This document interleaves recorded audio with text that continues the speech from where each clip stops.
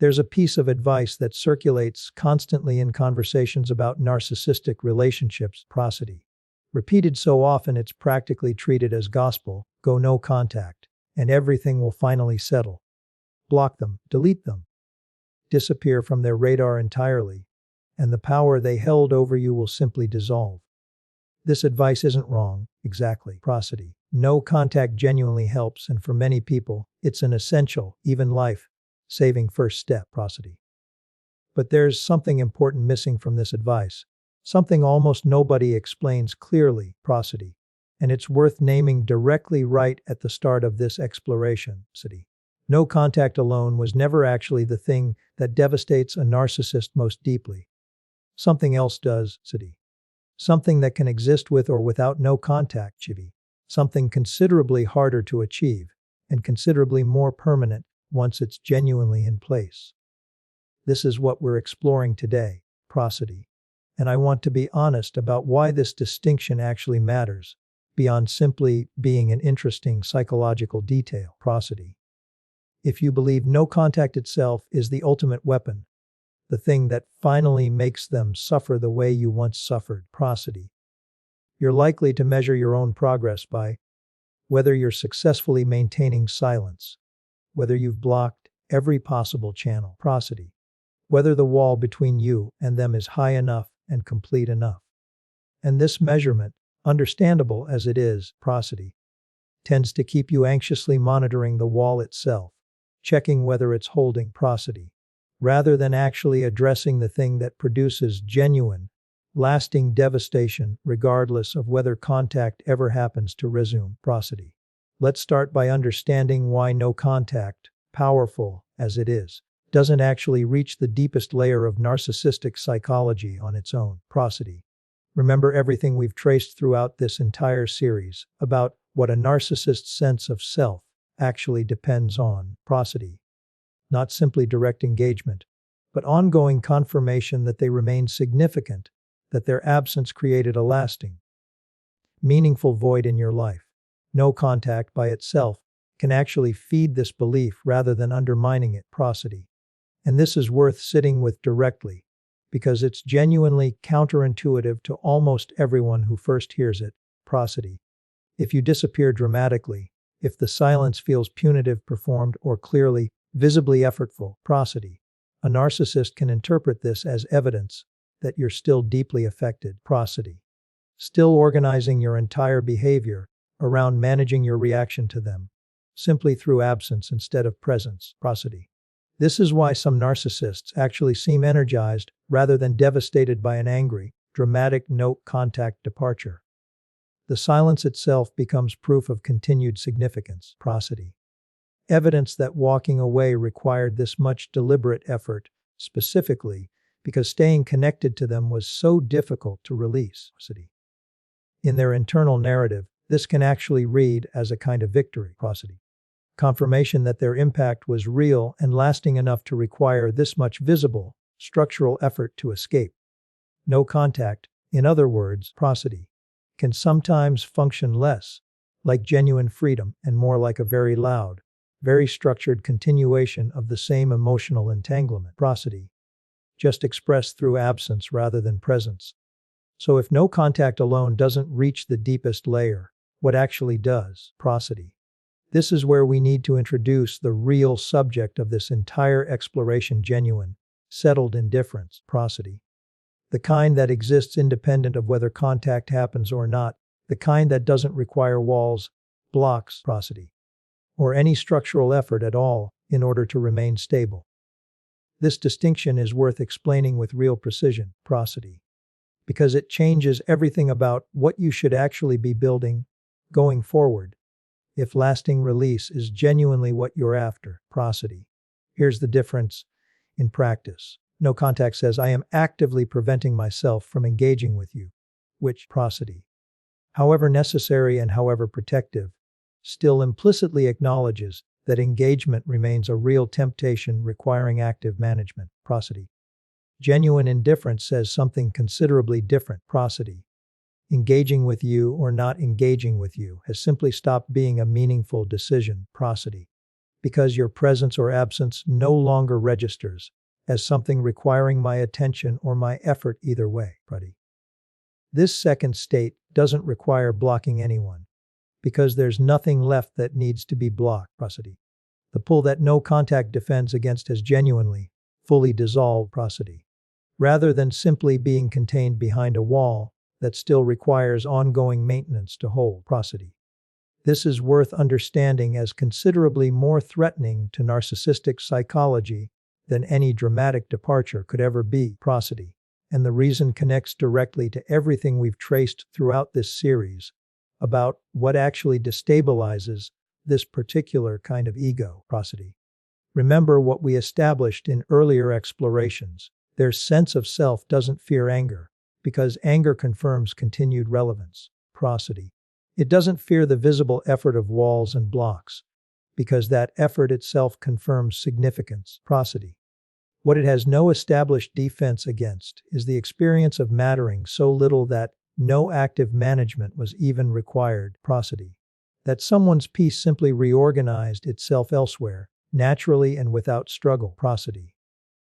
The same way you might stop thinking about a job you left years ago, not because you're actively suppressing thoughts of it, but because your attention has genuinely, completely moved on to other things. Let's talk about why this distinction matters so much practically. Because it's easy to hear this and assume the two states, no contact and genuine indifference, always arrive together. When in reality they often don't. And understanding the gap between them is crucial. It's entirely possible to maintain rigid discipline, no contact for years while still internally remaining deeply organized around that person, checking mutual friends for updates, constructing imagined confrontations, feeling a surge of anxiety or anger every time their name comes up unexpectedly. This is worth naming honestly, because a lot of people in this exact situation believe they've achieved genuine release simply because they've successfully avoided direct contact. When what they've actually achieved is successful avoidance, combined with ongoing internal entanglement. Which is a considerably different and less complete outcome than it initially appears to be. It's also possible, though less common and usually only achievable much later in the healing process, to reach a state of genuine indifference, even while some minimal contact continues to exist. Particularly in circumstances like co-parenting or unavoidable professional overlap, where complete no contact simply isn't practically available. In these situations, understanding that genuine indifference, rather than complete silence, is the actual goal becomes especially important. Because it means healing doesn't have to wait for circumstances that might never fully arrive.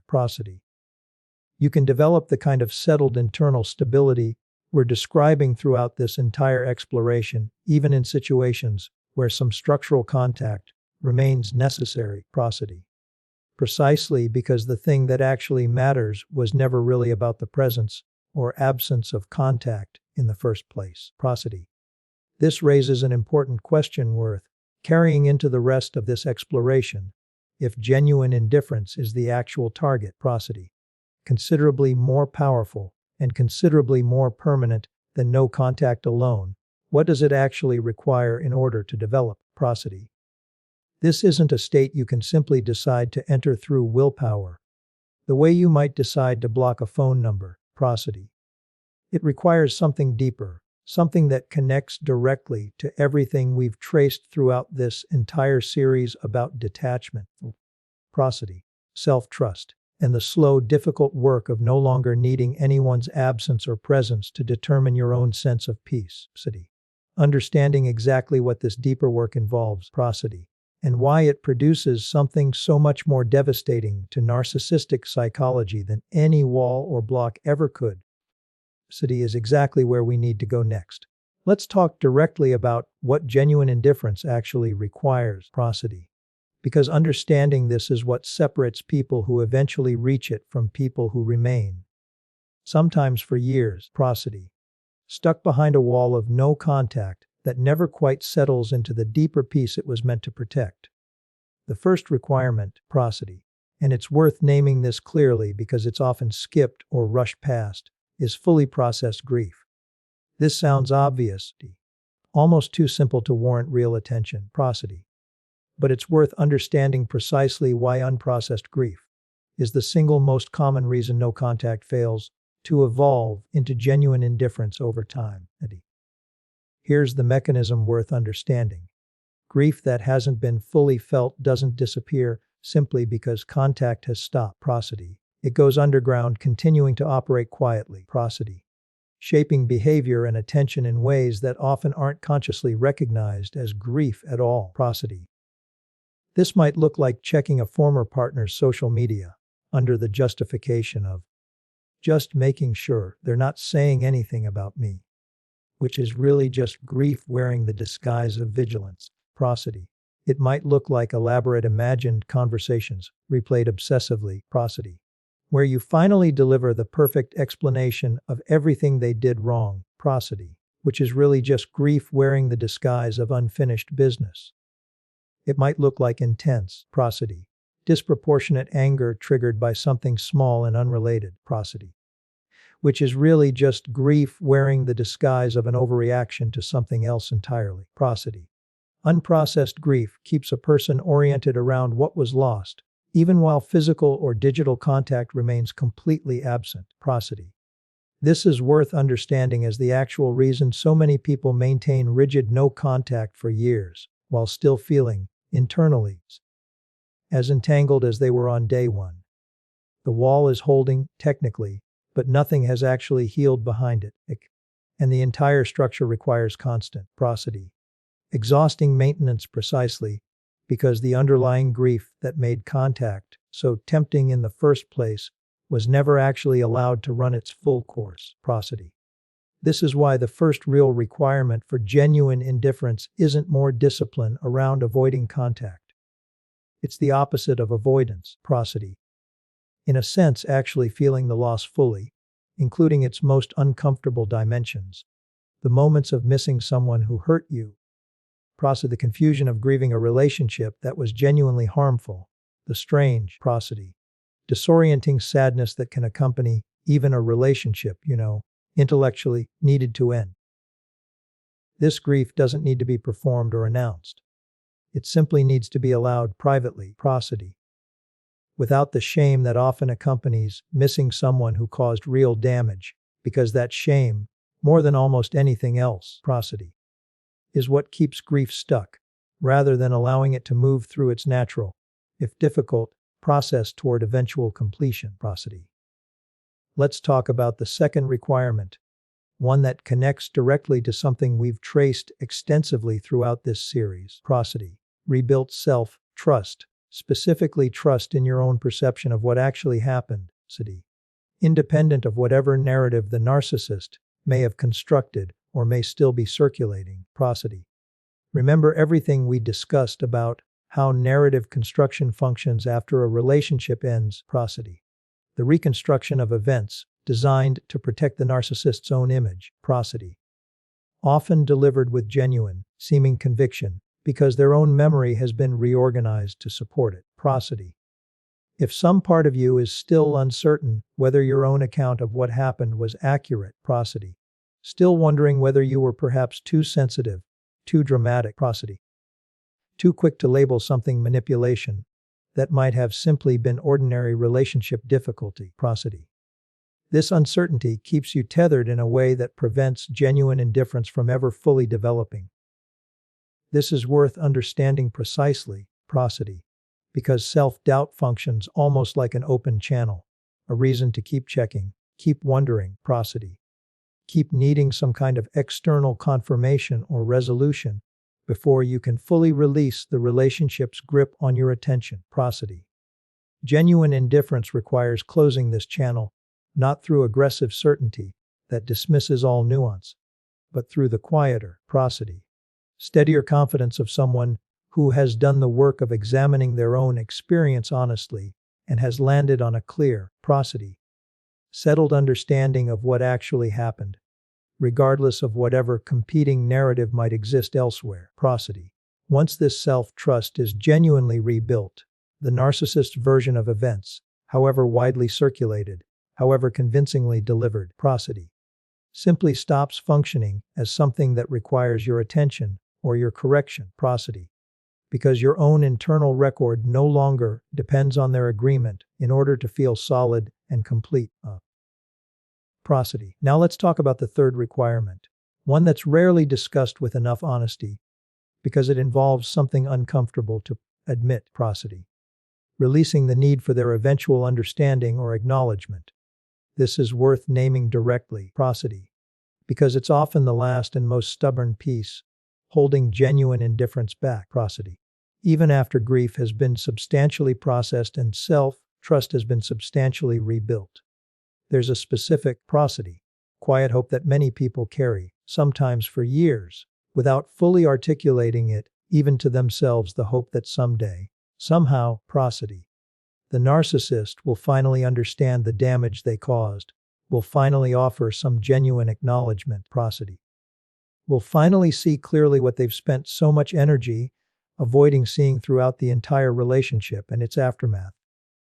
This hope, understandable as it is, functions as a quiet tether, prosody, keeping some portion of your attention oriented toward a possibility that may never actually arrive.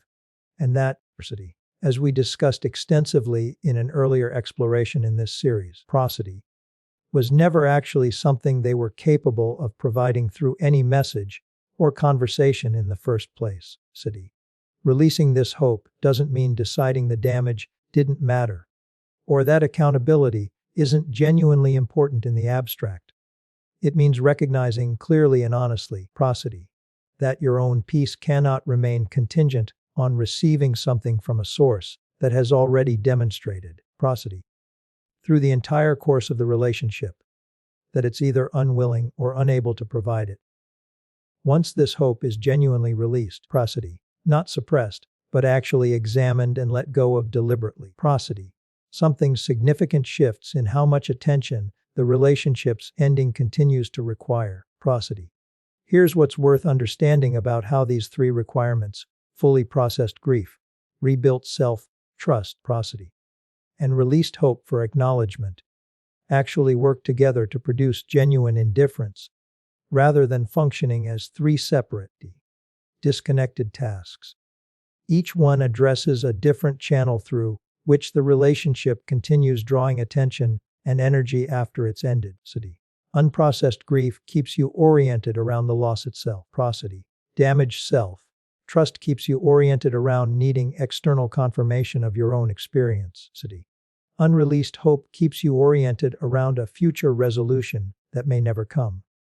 When all three channels remain open, prosody, even rigid no contact requires constant, exhausting effort to maintain, prosody, because the underlying pulls these channels represent haven't actually been addressed, only structurally blocked, prosody. When all three channels genuinely close, through the real, often slow work of grieving fully, rebuilding trust in your own perception, prosody, and releasing the need for their understanding, something considerably more stable emerges, one that doesn't require walls at all, prosody, because there's nothing left pulling toward the other side of them. This brings us to the final and most important part of this exploration, prosody. The one where we need to address what this genuine indifference actually looks like once it's fully developed. How it changes your relationship with contact itself, whether contact ever resumes or not, and why this state, once genuinely reached, prosody, produces something in narcissistic psychology that no amount of disciplined silence, however impressively maintained, prosody, could ever hope to achieve on its own. Let's talk about what genuine indifference actually looks like once it's fully developed, prosody, because it's worth making this concrete rather than leaving it as an abstract endpoint somewhere off in the distance, prosody. Someone who has genuinely completed this work, processed the grief fully, rebuilt trust in their own perception, prosody, and released the need for acknowledgement that was never coming, experiences contact, if it ever happens, prosody, in a way that's fundamentally different from how it would have registered even a year earlier. A message arrives, prosody, and instead of triggering the old cascade, the racing heart, the immediate need to decide how to respond, prosody, the hours spent afterward analyzing every word, there's simply very little. A brief registering of the fact that contact occurred, prosody, followed by a return to whatever was actually happening before the message arrived, without any lingering pull to revisit it, reread it, prosody, or construct an internal response that will never actually be sent. This is worth understanding as genuinely different from suppression, prosody, because suppression requires ongoing effort, a constant, low-grade battle against feelings that are still present, but being forcibly contained, prosody. What we're describing here doesn't require that effort, because the feelings that suppression would otherwise be managing have already, genuinely, prosody, moved through their natural process and settled elsewhere, prosody. This is precisely why genuine indifference is so much more sustainable than either no contact or suppressed tolerance of continued contact. Prosody. It doesn't require ongoing maintenance, because there's nothing left that needs to be actively managed. Now let's return to the question this entire exploration has been building toward. Why does this state devastate narcissistic psychology so much more thoroughly than no contact ever could? Even the most disciplined, the most completely maintained no contact imaginable, prosody. The answer connects to everything we've traced throughout this series about what actually threatens this particular psychological structure, prosody. Remember what we established about the fear underneath narcissistic obsession, the fear of being irreplaceable, proving false, prosody. The fear of mattering so little that someone else's life simply continued, undisturbed, without requiring their involvement at all. No contact, however well maintained, still implies a kind of ongoing significance, prosody. Evidence of a wall that had to be built and maintained specifically because staying connected remained a real, active temptation, prosody. Genuine indifference offers no such implication. There's no wall to notice, no visible effort to interpret as evidence of lingering importance, prosody. There's simply someone whose life has genuinely, completely reorganized itself around things that have nothing to do with them at all, prosody. This is worth sitting with as the deepest insight available in this entire exploration, prosody, because it resolves something that might otherwise feel confusing about the relationship between no contact and genuine devastation. No contact protects you, and that protection matters enormously, especially in the earlier stages of healing, prosody, when the pull toward contact is still genuinely strong and genuinely dangerous to your own recovery. But protection and devastation, it turns out, prosody, aren't actually the same thing. And understanding this distinction changes what you should actually be working toward once the initial, prosody, necessary protection of no contact has given you enough space and safety to do the deeper work underneath it, prosody. Let's talk about what this means practically for how you think about your own healing journey, prosody. Because this is where everything comes together into something genuinely useful, rather than simply theoretical, prosody. If you're currently in the early stages of no contact, understand that the wall itself is doing important, protective work, prosody, and there's no need to rush past it or feel like you're failing simply because genuine indifference hasn't arrived yet, prosody. The wall exists specifically to create the space and safety necessary for the deeper work, the grieving, the rebuilding of self-trust, the releasing of hope for acknowledgement to actually happen without interference, prosody. But it's worth understanding this wall as a stage rather than a permanent destination, a scaffold that supports the real construction happening behind it, rather than the finished building itself. If you're further along, prosody, if no contact has been maintained for a significant stretch of time, but still requires real, conscious effort to sustain, prosody, still produces anxiety when their name comes up unexpectedly, still involves occasional checking or wondering. This is worth understanding not as failure, prosody, but as useful information about which of the three requirements we discussed in Part 2 might still need more direct attention, prosody. Perhaps the grief hasn't been fully allowed to run its course, still operating underground in ways that haven't yet been consciously acknowledged. Perhaps self-doubt about your own perception of events is still lingering. Prosody. Still creating an open channel that keeps some portion of your attention oriented toward needing external confirmation. Perhaps some quiet hope for eventual understanding or acknowledgement is still being carried, even if it's rarely examined directly. Prosody. Identifying which of these remains unresolved is considerably more useful than simply trying to white-knuckle your way through stronger and stronger discipline around avoiding contact. Prosody. Because discipline alone was never actually going to produce the deeper state this entire exploration has been describing. Here's the final prosody. Most important understanding worth carrying forward from everything we've traced across this entire exploration. Prosody. The goal was never actually to build the most impressive, most impenetrable wall possible, the loudest prosody, most dramatic demonstration of no contact that would somehow prove, to yourself or to them, how thoroughly you've moved on. Prosody. The goal was always the quieter, considerably more difficult thing underneath a genuine, settled indifference that doesn't require walls at all. Prosody. Because it emerges from actually completing the internal work that no contact was only ever meant to protect and make possible. Prosody. Not replace or substitute for entirely. So if you've spent time and energy building and maintaining no contact, feeling perhaps prosody, disappointed that it hasn't produced the complete relief you were hoping for, understand that this isn't evidence that no contact failed. Prosody. Or that you're doing something wrong. It's evidence that no contact was always only the first necessary step. Prosody. The protective structure that creates space for something considerably deeper and more permanent to develop underneath it, in its own time, through its own difficult, worthwhile process. That deeper thing, genuine indifference, settled and complete prosody, independent of whether contact ever resumes or not, was always the actual destination this entire journey was leading toward. And once you genuinely reach it, you'll find you no longer need to think about walls at all, because there will simply be nothing left on your side of anything that requires one.